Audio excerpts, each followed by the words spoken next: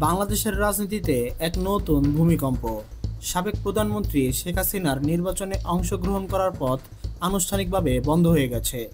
আইন মন্ত্রণালয় আজ মানবতা বিরোধী অপরাধ ট্রাইব্যুনাল আইসিটি আইন সংশোধন করে এক বিস্ফোরক প্রজ্ঞাপন জারি করেছে। নতুন আইনে বলা হয়েছে, কারো বিরুদ্ধে আইসিটিতে আনুষ্ঠানিক অভিযোগ দাখিল হলে তিনি আর সংসদ সদস্য বা অন্য কোনো সরকারি পদে থাকার যোগ্য হবেন না। কিন্তু প্রশ্ন হলো, আইনটি হঠাৎ করে কেন এবং ঠিক এই সময়ে কেন সংশোধন করা হলো? এটি কি শুধু আইনি প্রক্রিয়া, নাকি এর পেছনে আছে দীর্ঘমেয়াদী রাজনৈতিক ছক? আসুন এই প্রজ্ঞাপনের প্রতিটি শব্দের গভীর বিশ্লেষণ করি। এটি শুধু শেখ হাসিনা নয়, বাংলাদেশের ভবিষ্যৎ রাজনীতিকেই বদলে দেবে।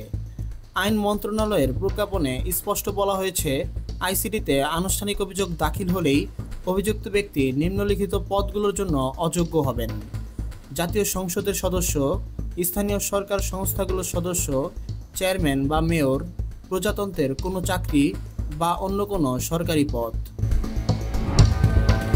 এই আইন কার্যকর হওয়ার সঙ্গে সঙ্গেই কার্যক্রম নিষিদ্ধ আওয়ামী লীগ সভাপতি শেখ হাসিনার সব সুযোগ বন্ধ হয়ে গেছে।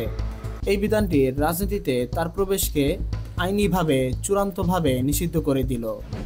লক্ষ্য করুন, আইনে দোষী সাব্যস্ত হওয়ার কথা বলা হয়নি, বলা হয়েছে আনুষ্ঠানিক অভিযোগ দাখিলের পর। এর মানে হলো, অভিযুক্তকে বিচারের চূড়ান্ত রায় পর্যন্ত অপেক্ষা করতে হবে না। রাজনৈতিক বিশ্লেষকরা বলছেন, এটি একটি কৌশলগত সংযোজন, যা বিরোধীদের দ্রুত রাজনীতি থেকে সরিয়ে দেওয়ার একটি আইনি হাতিয়ার হতে পারে। খালাস পেলে কি হবে? তবে আইনে একটি ছাড়ও রাখা হয়েছে। প্রজ্ঞাপনে বলা হয়েছে, ট্রাইব্যুনালে কোনো ব্যক্তি অব্যাহতি বা খালাসপ্রাপ্ত হলে এই অযোগ্যতার ধারা তার ক্ষেত্রে প্রযোজ্য হবে না। এটি প্রমাণ করে, আইনটি একদিকে যেমন রাজনৈতিক অংশগ্রহণকে সীমিত করল, তেমনি অন্যদিকে আইনি প্রক্রিয়ার মাধ্যমে ফিরে আসার সুযোগও খোলা রাখল। আইসিটির এই আইন সংশোধন বাংলাদেশের রাজনীতিতে এক নতুন ও গভীর ফাটল তৈরি করল। এটি শুধু একজন সাবেক প্রধানমন্ত্রীর রাজনৈতিক পথ বন্ধ করল না, বরং ভবিষ্যতে আইনকে ব্যবহার করে রাজনৈতিক প্রতিযোগিতা নিয়ন্ত্রণের একটি নজির তৈরি করল। প্রশ্ন হলো, এই দ্রুত আইন সংশোধন কি আগামী নির্বাচনে ক্ষমতার সমীকরণকে চূড়ান্তভাবে বদলে দেবে?